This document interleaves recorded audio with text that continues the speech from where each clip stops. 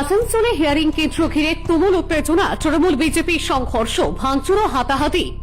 Hearing কেন্দ্রকে ঘিরে উত্তাল হয়ে উঠল আসানসোল।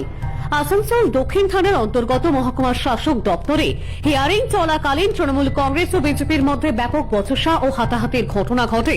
পরিস্থিতি দ্রুত উত্তপ্ত হয়ে ওঠে এবং এলাকা জুড়ে চরম উত্তেজনা ছড়িয়ে পড়ে।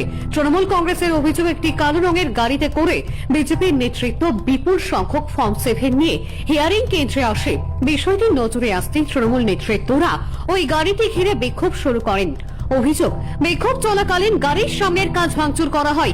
এরপর দুই দলের কর্মী ও নেতৃত্বদের মধ্যে তীব্র বাগবিতণ্ডা শুরু হয়, যা মুহূর্তের মধ্যে হাতাহাতিতে রূপ নেয়। হিয়ারিং কেন্দ্র চত্বরে বিশৃঙ্খল পরিস্থিতি তৈরি হওয়ায় সাধারণ মানুষের মধ্যেও আতঙ্ক ছড়ায়। খবর পেয়ে দ্রুত ঘটনাস্থলে পৌঁছায় আসানসোল দক্ষিণ থানার পুলিশ। পরিস্থিতি নিয়ন্ত্রণে আনতে হস্তক্ষেপ করে এবং উত্তেজনা সামাল দেয়। এই ঘটনায় এক বিজেপি নেতৃত্বকে আটক করেছে পুলিশ বলে জানা গিয়েছে। তৃণমূলের দাবি, ফর্ম 7 ব্যবহার করে ভোটার তালিকা থেকে সাধারণ মানুষের নাম বাদ দেওয়ার চক্রান্ত করছে বিজেপি। যদিও বিজেপি নেতৃত্ব এই অভিযোগ সম্পূর্ণভাবে অস্বীকার করেছেন। ঘটনাকে কেন্দ্র করে রাজনৈতিক মহলে নতুন করে উত্তেজনা তৈরি হয়েছে। প্রশাসনের পক্ষ থেকে গোটা ঘটনার তদন্ত শুরু হয়েছে বলে সূত্রের খবর। আজকে ঘটনা হয়েছে বিজেপির জেলা নেতৃত্ব, ব্লক নেতৃত্ব, মূলত আসানসোল দক্ষিণ বিধানসভা এবং আসানসোল উত্তর বিধানসভার কয়েক হাজার ফর্ম 7 নিয়ে এসে তাদের উদ্দেশ্য, জ্ঞানেশ কুমারের নির্দেশ অনুযায়ী এখানে এই দুটো বিধানসভা তাদের কানাঘুষো যা শুনলাম, প্রায় 25,000 আরো মানুষের নাম কাটার। এবং আমাদের বক্তব্য হচ্ছে, ইন্ডিভিজুয়াল কেউ ফর্ম আনেনি। তাদের যদি কোনো এই ধরনের বক্তব্য থাকে সেটা থ্রু বিএলও তাদের জানানো উচিত, বা তাদের দলের যারা বিএলএ আছে তারা জানাবেন। তারা সেটা করেননি। প্রায় 22 থেকে 25,000 নাম, কয়েক হাজার ফাইল দেখেছেন, কালো একটা হন্ডা গাড়িতে করে ওরা এনেছে এবং মহিলারাও তাদের সব এনেছে। আমরা ধরাতে আমাদের পূর্ণেন্দু চৌধুরী ব্লক সভাপতি আসানসোল দক্ষিণের, তিনি আমাদের যখন খবর দেন, আরো আমরা কাউন্সিলররা আরো যারা আছেন, আমরা সবাই ওনার নির্দেশ পেয়ে এখানে হাজির হই এবং আমরা দেখি ওখানে প্রায় 150-200 বড় বড় ফাইল, মোটা এই ধরনের ফাইল নিয়ে বিজেপি কর্মীরা ঢুকতে যাচ্ছেন যে ফর্ম 7 এদের নাম বাদ দেবো। আমাদের বক্তব্য হচ্ছে, যদি নাম বাদ দেওয়ার মতো কোনো যোগ্য থাকে নিশ্চিতভাবে বাদ দেবে, কিন্তু বিজেপিকে কে ঠিকা দিয়েছে যে কে মৃত কে মৃত নয়, তারা কোথা থেকে পেল? এবং এই যে কয়েকশো ফর্ম, এই ফর্মগুলো আমরা প্রশাসনকে বলবো, এই ফর্মগুলো যেগুলো দেখছেন এগুলো কি, এর তদন্ত করতে হবে। এভাবে বাংলায় ভোট জেতা যাবে না। বাংলার মানুষের অধিকার হনন করে এখানে ভোট জিততে হলে বাংলার মানুষের পাশে থেকে উন্নয়ন করে ভোট জিততে হবে। শুধু আসানসোল দক্ষিণ নয়, সারা পশ্চিমবঙ্গে চলছে।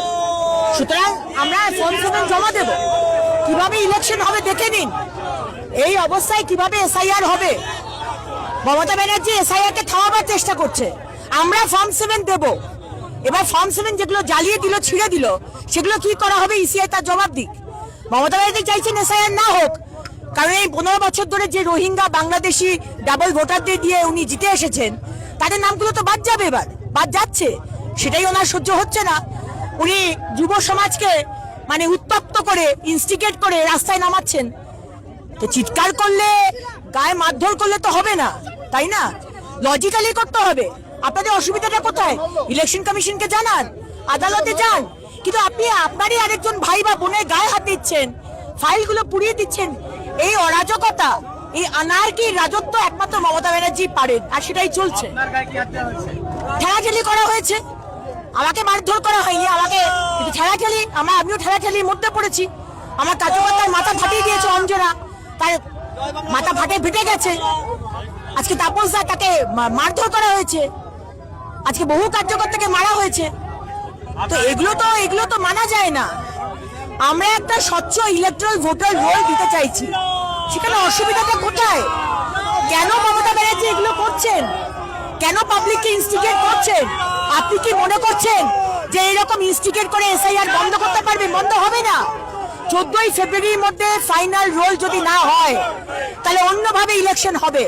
আর কিভাবে ইলেকশন হবে সেটা নিশ্চয়ই মমতা ব্যানার্জি বুঝতে পারছেন। আমার বলার কিছু নেই। মহামান্য রাষ্ট্রপতি ডিসাইড করবেন।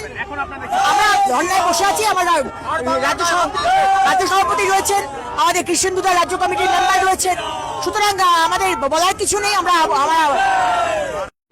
लंबे काले घने बालों के लिए जल्द आए हमारे आउटलेट आदिवासी हकी पिकी हेर्बल हेयर ऑयल सेंटर, जो कि मौजूद है आपके शहर जयगांव में।